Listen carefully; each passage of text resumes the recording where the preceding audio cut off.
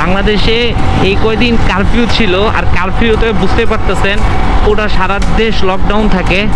যে কথাই আছে না, কারো পৌষ মাস কারো সর্বনাশ, স্কুল কলেজ সব বন্ধ। এই স্কুলটাও রোডে লেখা কোটা আন্দোলন 2024। বাংলাদেশের মানচিত্র।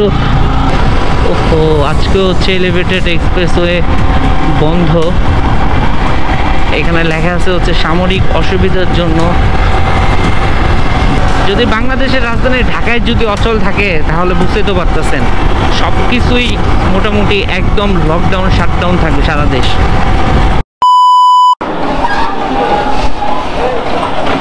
গ্লাসগুলি ওয়াশ করার পর বাইক লুকিং গ্লাসগুলি চাপায় রাখলে আসলে একদম হার্ড হয়ে যায়। হ্যালো এভরিওয়ান, আসসালামু আলাইকুম, welcome back to my YouTube channel rider MI. And এখনকার যে পরিস্থিতি আছে, অনেক দিন পর আসলে ব্লগ করতেছি, মোটর ব্লগ করতেছি। তার মানুষের ঘড়িটা চলতেছে ঠিকই, কিন্তু মানুষের সময় সব কিছু থমকে আছে। বাংলাদেশের এখন বর্তমান যে অবস্থা, আজকে রবিবার 29 তারিখ, 18 তারিখের পর থেকে বাংলাদেশের অবস্থা একটু ভয়াবহ, অন্যরকম, সাধারণ দিনের মতন না। এখনও আতঙ্ক বিরাজ করতেছে সবার মাঝে। যেহেতু অনেক দিন ধরে ব্লগ দেওয়া হয় না, তো আজকে ভাবলাম ভিডিও শ্যুট করব। আর আজকে বের হয়েছি, অফিসের কাজে বের হয়েছি, প্রতিনিয়ত বের হইতে হচ্ছে। যেহেতু আজকে রোববার, সাপ্তাহিক কর্মদিবসের দিন শুরু, তো আমাকেও প্রতিনিয়তর মতন আজকেও বের হইতে হয়েছে। আর অলরেডি এখন বাজে 12টা ঘড়ির কাঁটায়। আজকে একটু লেট করে বের হইলাম, তারপরও বের হইতে হইলো। একটা সংগঠন হরতাল ডাকছে, হয়তো আমার সঠিক খেয়াল আসতেছে না, বাট আজকে হচ্ছে হরতাল সারা দেশে। সো এর মাঝেও বের হইতে হয়েছে, যেহেতু কাজ করতে হবে, কাজের তাগিদে বের হইতেই হবে। মেন রোডের কি অবস্থা আছে, তো আগে এখন মেন রোডে উঠবো। মোটামুটি মেন রোডে পাবলিক ট্রান্সপোর্ট দেখা যাচ্ছে। এদিকে মেট্রো রেল, এলিভেটেড এক্সপ্রেসওয়ে বন্ধ ছিল এই কতদিন। আজকেও কি বন্ধ আছে কি না সেটাও বলতে পারবো না। ও আজকে হচ্ছে এলিভেটেড এক্সপ্রেসওয়ে বন্ধ। এখানে লেখা আছে হচ্ছে সামরিক অসুবিধার জন্য বন্ধ রাখা হয়েছে। আর রাস্তাঘাট মোটামুটি আজকে ফাঁকা, কারণ রোববার অনুযায়ী এই রোডটা মোটামুটি জ্যাম থাকে, কারণ এই রোডটা খিলক্ষেতের দিক চলে গেছে। আর আমি সামনে যে ইউটার্ন নিব, দেখা যাক উত্তরের দিকে কি অবস্থা। আর এইদিকে বাইকটা একটু রান কম করা হইতেছে, যেহেতু বাসার থেকে বের হচ্ছি বাইক নিয়ে এবং বাইক ছাড়া, দুইটাই উভয়ভাবে গাড়ি চালাচ্ছি। সো বাইক একটু কম রান হচ্ছে। তো বাইকের একটা সার্ভিস দেওয়ার দরকার, একদম মাস্টার সার্ভিস, পিওর যেটাকে বলা হচ্ছে সার্ভিস। সো পিওর সার্ভিসটাই দিতে হবে। দিনের ভিতরে একটা ভালো একটা সার্ভিস দিব ইনশাল্লাহ। আর কে কোথা থেকে দেখতেছেন রাইডার এমআইকে অবশ্যই একটা কমেন্ট বক্সে কমেন্ট করে জানাবেন। আর সবাই কেমন আছেন, কতটুকু সেফ এবং নিরাপদে আছেন এটাও জানাবেন। আপনাদের অঞ্চলের অবস্থা এখন কি আজকে বর্তমানে। ঢাকা আসলে এইরকম ফাঁকা পাওয়াটা খুবই মুশকিল। আর ওই সামনে হচ্ছে এয়ারপোর্ট, আজকে এয়ারপোর্টে ভালো পরিমাণে গাড়ি আছে। এই কয়দিন গাড়ি ছিলই না, কারণ বাংলাদেশে এই কয়দিন কারফিউ ছিল, আর কারফিউতে বুঝতে পারতেছেন ওটা সারা দেশ লকডাউন থাকে, কোনো মানুষ বের হতে পারবে না একমাত্র চিকিৎসা ক্ষেত্র ছাড়া। তো আজকে ওই মুহূর্তটা আমরা কাটাই উঠছি। তারপরও অফিস আদালত 11টা থেকে 3টা পর্যন্ত, মানে হচ্ছে 10টা থেকে 3টা পর্যন্ত হচ্ছে অফিস আদালত করতে হবে। তারপর হচ্ছে আবার সবাই সবার গন্তব্যে পৌঁছে যাবে।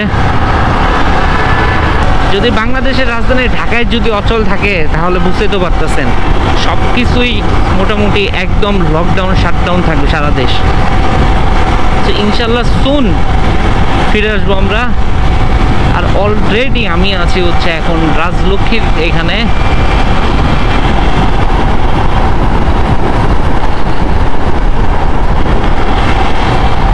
ব্রিজটা দেওয়ার পরও কেন জানি মানুষগুলি ফুটওভারের নিচ দিয়ে পার হয়। যে আপু আছে, সবাই, যে ভাইয়া আছে, ফুটওভার ব্রিজ কেউ ইউজ করবে না, এই যে রোডের মাঝখান পার হবে। এই না হচ্ছে আমাদের বাঙালি। আর বাইকের সামনের চাকার হাওয়াটা একটু কম আছে মনে হচ্ছে, ফিল করতেছি। সো ওই সামনের চাকার হাওয়াটা আমার দিতে হবে। সামনে সব আছে, তো ওটা যদি ফ্রি পাই তাহলে দিব। রোডে লেখা কোটা আন্দোলন 2024, বা বাংলাদেশের মানচিত্র। সো এখন মূলত 4:20 বাজে, আর এই হচ্ছে আমার R15 ভার্সন 3 কালো মানিক। অলরেডি রাস্তায় যে পরিমাণে ধুলাতে অবস্থা কাহিল। আর বর্তমানে আমি এখন হাউস বিল্ডিংয়ে আছি। রাস্তাঘাট আজকে মোটামুটি ফাঁকাই। তো এখন পর্যন্ত লাঞ্চ করি নাই। তো এখন মূলত সারাদিন আজকে অনেকগুলি কাজ কমপ্লিট করলাম। আর এখন যাই আগে ফার্স্টে হচ্ছে লাঞ্চ করতে হবে। অলরেডি লাঞ্চের আওয়াজ শেষ, নাস্তার আওয়াজ শুরু হয়ে গেছে, বাট কাজের প্রেশারে লাঞ্চ করাটা একদম দায় হয়ে গেছে। সো কিছু করার নাই, আমি ভুল রোডে চলে আসছি। আমার এই দিক দিয়ে বের হওয়ার দরকার ছিল।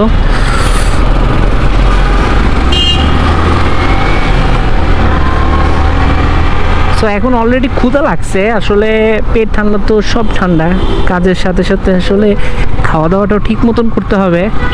সো যেহেতু একটু লেট হয়ে গেছে, সো এটা একটু মেনেই নিতে হবে, প্যারা নিলে হবে না, রাইড করতে হবে ফিল্ম নিয়ে।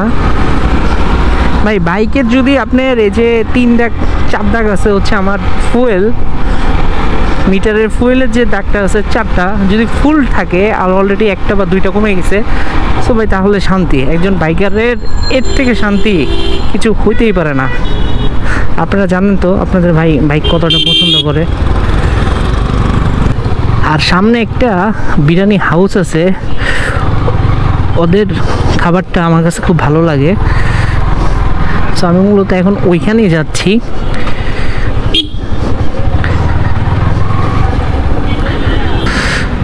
পিয়াস গাড়িটা অনেক মানে কি একবারে গ্রাউন্ড ক্লিয়ারেন্স অনেক কম, সো এর জন্য একটু প্যারা খাইতে হয় গাড়ির।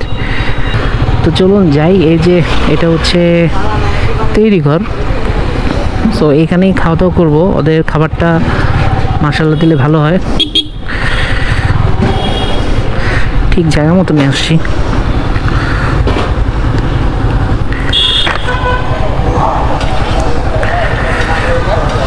এই পাশে ঢুকে রাখবো।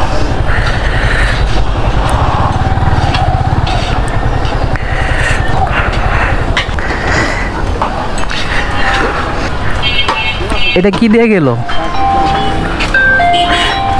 মোরগ পোলাও।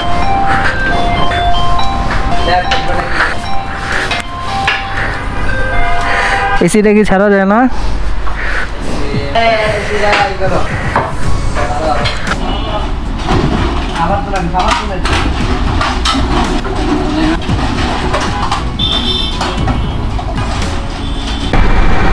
সো এই তো এখন বাংলাদেশের অবস্থা। আর এইখানে সবসময় ফাঁকাই থাকে 300 ফিটে।